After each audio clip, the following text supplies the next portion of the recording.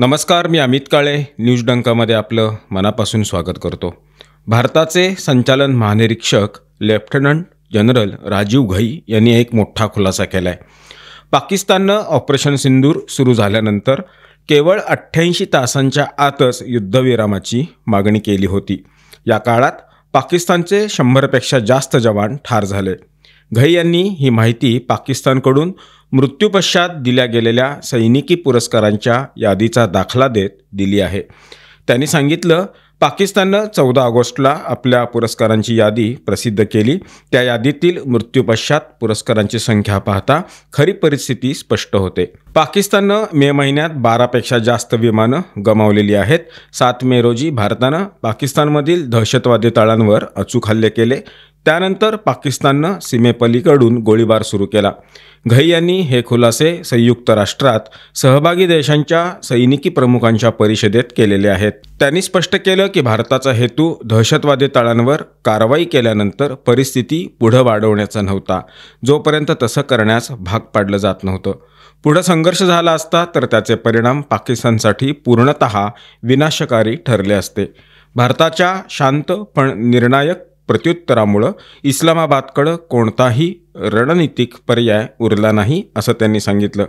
घई म्हणाले, आमच्या रणनीतीत 3 स्पष्ट तत्वे आहेत। एक म्हणजे दहशतवादी हल्ला म्हणजे युद्धच, दुसरं त्याला भारत निर्णायक प्रत्युत्तर देईल आणि भारत परमाणु ब्लॅकमेल पुढे कधीही झुकणार नाही। सीमेपलीकडून चालणाऱ्या दहशतवादाबाबत बोलताना घई म्हणाले, 1980च्या दशकात फक्त जम्मू काश्मीरमध्येच 28,000 पेक्षा जास्त दहशतवादी घटना घडल्या। 60,000 पेक्षा जास्त कुटुंब म्हणजेच 1 लाखाहून अधिक लोक आपल्या घरामधून त्यांनी पलायन केलं। 15,000 नागरिक आणि 3,000 सुरक्षा कर्मचारी यामध्ये मारले गेले। आता जाऊ हिमाचल प्रदेशमध्ये। हिमाचल प्रदेश उच्च न्यायालयानं मंदिरांमध्ये जमा होणाऱ्या दानाच्या गैरवापराला आळा घालण्यासाठी एक मोठा आणि ऐतिहासिक निर्णय दिलेला आहे। न्यायालयानं स्पष्टपणे म्हटलं की दानाचे पैसे हे देवाचे आहेत, सरकारचे नाहीत। त्यामुळे ही रक्कम आता रस्ते, पूल बांधणं किंवा कोणत्याही प्रकारच्या खाजगी व्यवसायांसाठी वापरता येणार नाही। न्यायमूर्ती विवेक सिंग ठाकूर आणि न्यायमूर्ती राकेश कॅन्थला यांच्या खंडपीठानं म्हटलं आहे की भक्तांनी दिलेल्या दानाचा उपयोग फक्त धार्मिक आणि सामाजिक कार्यासाठीच केला पाहिजे। न्यायालयानं या निधीचा उपयोग कुठं कुठं करता येईल याची 31 क्षेत्रांची विस्तृत यादी जारी केलेली आहे। दानाची प्रमुख रक्कम वेद आणि योगाच्या शिक्षण, अभ्यास आणि प्रसारासाठी आवश्यक पायाभूत सुविधा उभारण्यासाठी वापरली जाईल। याशिवाय मंदिरांच्या देखभालीसाठी, पुजाऱ्यांचं वेतन देण्यासाठी तसंच सामाजिक विकृतींना आळा घालण्यासाठी या निधीचा उपयोग करण्यात येईल। न्यायालयानं विशेष निर्देश दिले आहेत की जातीय भेदभाव निर्मूलनासाठी आंतरजातीय विवाह प्रोत्साहन देणाऱ्या उपक्रमांना निधी देण्यात यावा। न्यायालयानं निरीक्षण केलं की मंदिर हे नेहमी शिक्षण आणि सामाजिक कल्याणाचं केंद्र राहिले आहे। या निर्णयात मंदिर व्यवस्थापनांना कठोर आदेश देण्यात आलेले आहेत। आता प्रत्येक मंदिरानं मासिक उत्पन्न, खर्च आणि लेखापरीक्षण अहवाल सार्वजनिकरित्या नोटीस बोर्डवर किंवा वेबसाईटवर प्रदर्शित करणं बंधनकारक असेल, जेणेकरून भक्तांचा विश्वास टिकून राहील। हायकोर्टानं कठोर इशारा दिला आहे की मंदिराच्या निधीचा गैरवापर करणं हे धार्मिक स्वातंत्र्याचा अपमान आणि गुन्हा आहे। जर कोणत्याही ट्रस्टनं दानाचे पैसे चुकीच्या पद्धतीनं वापरले असतील तर ती रक्कम संबंधित व्यक्तीकडून वसूल केली जाईल। मंदिरातील दानाचे पैसे आत्तापर्यंत रस्ते, पूल बांधकाम, सरकारी कल्याणकारी योजना, सार्वजनिक इमारती उभारणं अशा गैरधार्मिक कामासाठी वापरले जात होते। याशिवाय खाजगी नफा, उद्योगात गुंतवणूक आणि मंदिरात येणाऱ्या VIP पाहुण्यांना महागड्या भेटवस्तू देण्यासाठी हा निधी वापरला जात होता। न्यायालयानं या सर्व खर्चांवर तत्काळ बंदी घालण्याचे आदेश दिलेले आहेत। आता जाऊ छत्तीसगडमध्ये। छत्तीसगडचे माजी मुख्यमंत्री भूपेश बघेल यांच्या उपसचिव राहिलेल्या सौम्या चौरासिया यांच्यावर अधिक संपत्ती प्रकरणात आर्थिक गुन्हे शाखेनं कारवाई करत सुमारे 50 कोटी रुपयांची मालमत्ता जप्त केलेली आहे। एजन्सीनं विशेष न्यायालयात 8,000 पानांची चार्जशीट सादर केलेली आहे।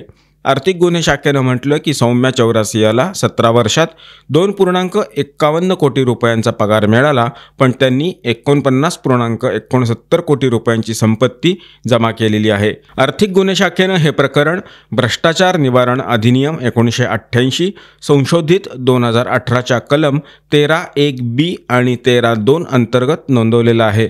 चार्जशीटमध्ये असंही म्हटलं की सौम्या चौरासियानं अनेक मालमत्ता आपल्या नातेसंबंधींच्या नावावर खरेदी केल्या, मात्र सौम्यानं एजन्सीला याचा काही हिशोब किंवा उत्तर दिलेलं नाही।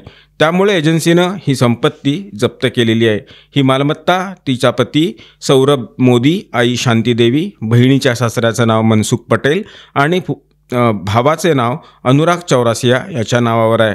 आर्थिक गुन्हे शाखेच्या माहितीनुसार सौम्याच्या नातेसंबंधीच्या नावावर 54 पेक्षा जास्त मालमत्ता आहेत, ज्याची किंमत सुमारे 49 कोटी रुपये आहे। यातून ईडीनं 39 कोटींची 29 मालमत्ता जप्त केलेल्या आहेत, तर आर्थिक गुन्हे शाखेनं 8.5 कोटींच्या 16 मालमत्ता जप्त केलेल्या आहेत। छत्तीसगडमध्ये घडलेल्या 540 कोटींच्या कोळसा घोटाळ्यातील मनी लॉन्ड्रिंग, भ्रष्टाचार आणि 47 कोटींच्या DMF घोटाळ्याच्या प्रकरणात सौम्याविरोधी ईडी आणि आर्थिक गुन्हे शाखेकडे केस नोंदवण्यात आलेली आहे।